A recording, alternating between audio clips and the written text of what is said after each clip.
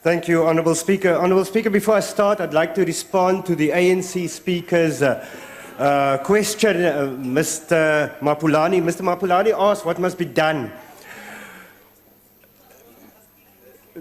He must join us tomorrow and march against state capture in Pretoria, because it is a determinant for our reliance on carbon-emitting energy sources is the fact that the Zuma and the Gupta faction of the ANC are benefiting from these power stations. And it's for this reason that the Economic Freedom Fighters supports for the approval of the Paris Agreement. Together they crafted the Paris Agreement on climate change. This agreement is a breakthrough in many ways. It was for the first time, essentially, that all the countries of the world have agreed to a common framework for addressing the problem of climate change.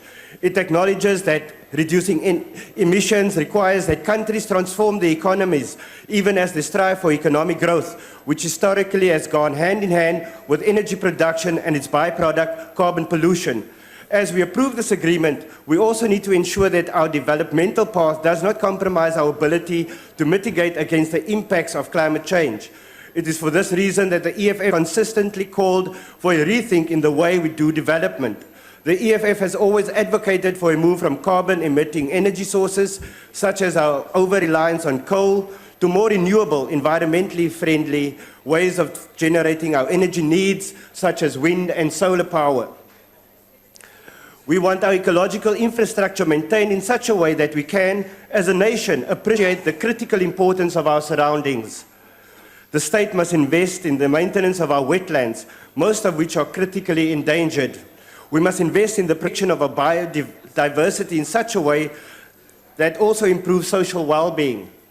We must say no to nuclear energy, which has been promoted vigorously here by Zuma and his Gupta-appointed ministers.